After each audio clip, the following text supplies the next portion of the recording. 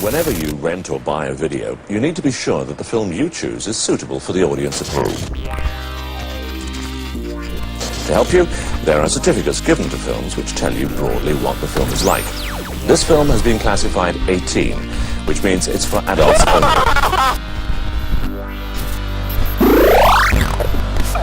I'm here at Penarth at the Pier Pavilion to meet Ben, who's putting together Snowcat Cinema, which is a pop-up cinema venture. Also tonight they're showing I Am Not a Witch, which is made by local filmmaker Rungano, who we've worked with a few times in the past. It's an offence for your shop to supply an 18 video to anyone under that age. So don't break the law, break the law, break the law, break the law, break the law, break the law, break the law, break the law, break the law, break the law, break the law, break the law.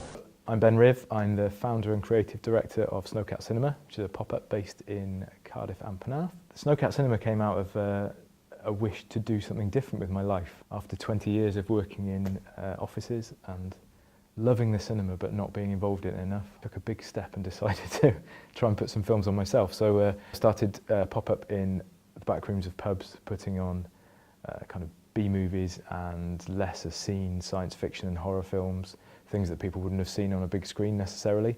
Got a nice little hardcore of fans, huge horror fans that come along to everything that I do that's got blood and guts in it. And kind of spread from there. The intention was always to do independent and a little bit art house.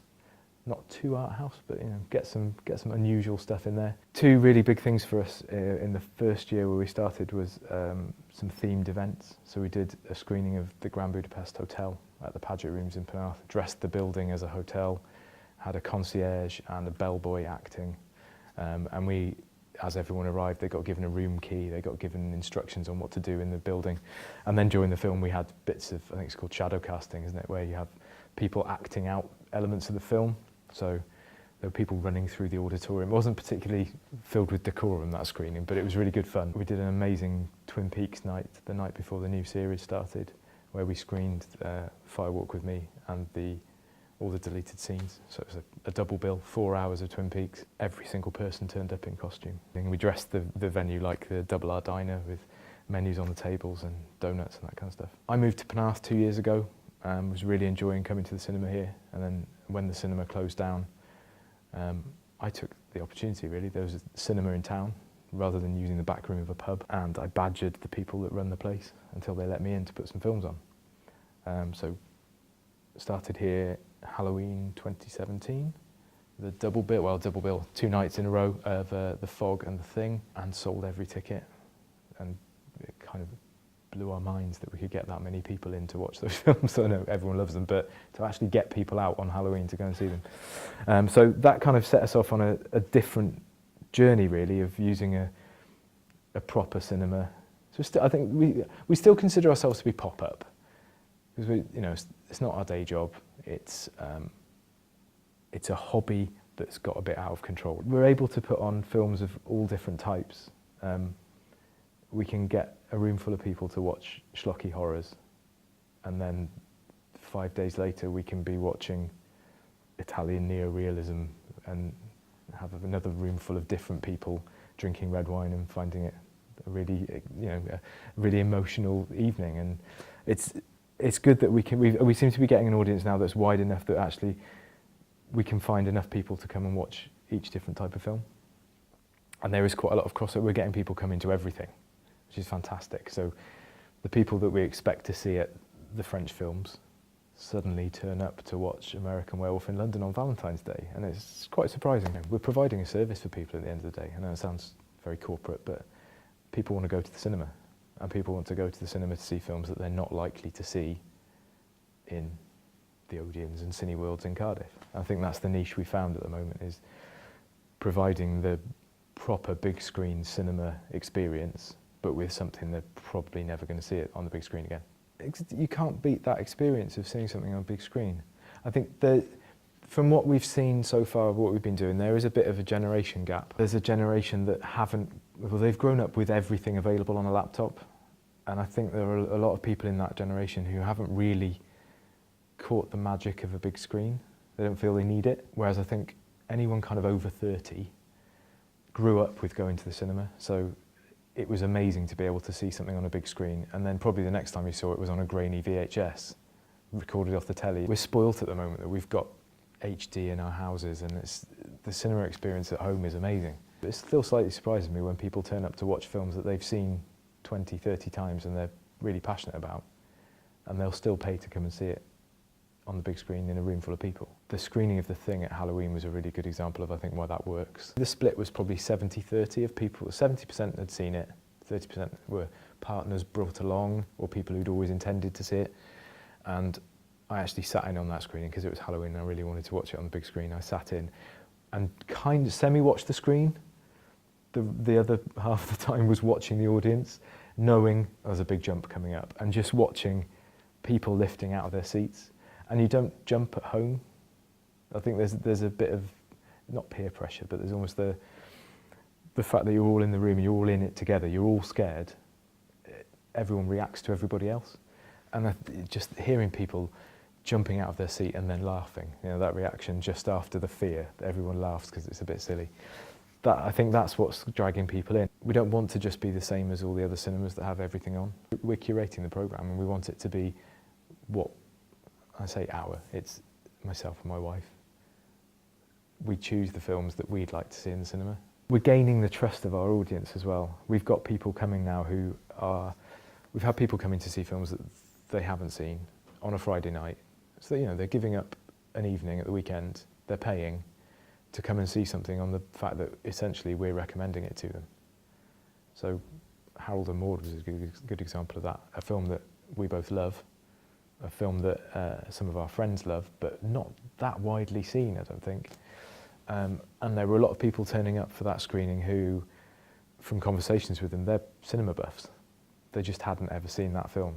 And having them then come out and thank us for introducing them to something that's almost 50 years old, that they've just never seen that film, that makes it worth doing. There's quite a lot of them in London that they're just putting the same films on over and over again. And people go because it's London, but I don't think we could do that here. I don't think people would be that fussed on going to see Grease for the 26th time that year. There are some films that are quite difficult to get. They're reasonably obvious, but they're things like the Kubricks. I mean, I know people have seen them, but they're just the best, and on a big screen they're amazing. We did try to screen The Shining. We were going to do a Halloween screening of The Shining in the Paget Rooms, because again, the Paget Rooms looks like the hotel, the lobby where Jack's got his typewriter. But we actually got to the point of asking the Kubrick family, and then it went flat. Patha Panchali, the Satyajit Roy film. Desperately trying to get that. Unfortunately, that seems to be owned by a local government body in India. It's pretty hard to get hold of them through their website. A lot of the things that I want to show that I'm struggling to get licenses for are because I don't think they really had much of a theatrical run when they first came out, or they're so old that, you know, the licensing's lost in the mists of time. Voodoo, Saved from Drowning, the Jean Renoir film, which I saw about 5 years ago, and I don't know why, it just really, it triggered something. I fell in love with it, and I really want to screen that film. So quite a lot of the things we've put on that are a bit unusual, we've had to go and speak to producers or had some conversations with directors about their films, and often the problem is that that director would love us to screen their film, but it's not their property anymore, and the person who does own it isn't letting it be screened. So try to make sure everything looks as good as it can, you know? When you're actually competing with the cinemas in Cardiff with their twin 4K laser projectors and stuff, it's got to look pretty good.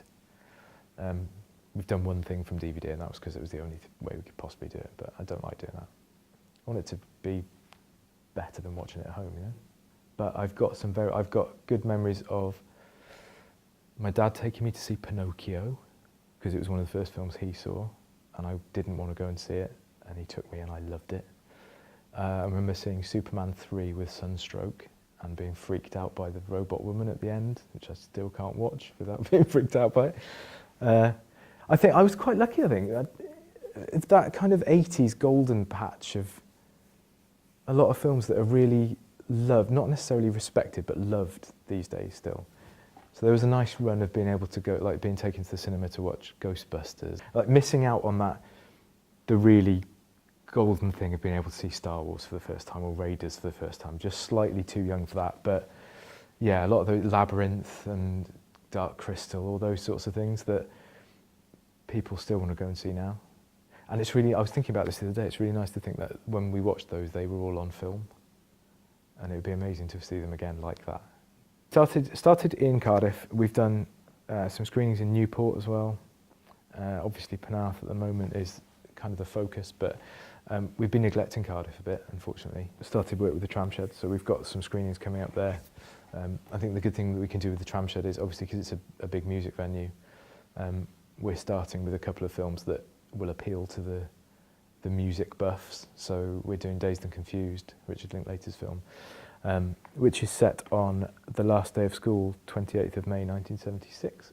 So we're showing it on the 28th of May 2018, and it's 25 years old. So it's one of my favourite films. It's got an incredible soundtrack, 2 excuses to play it. This is Purple Rain on his, what would have been his 60th birthday, 7th of June. They're 2 films that I really wanted to screen for a long time, and I think they'll probably work better in Cardiff than they would in Penarth. I think it's a slightly different audience. I think we may well get a load of students in for the Prince one. Being able to programme different types of films in different places, because even before we started doing stuff in Penarth, the different venues, like a coffee shop was slightly different to the back room of a pub. Kind of similar films, but I could, even at that point I was thinking, right, the coffee shop is the one where I'm going to show the one with subtitles, because it's a bit more arty, and the back room of a pub is ideal for exploding heads and gore, you know, works a bit better like that.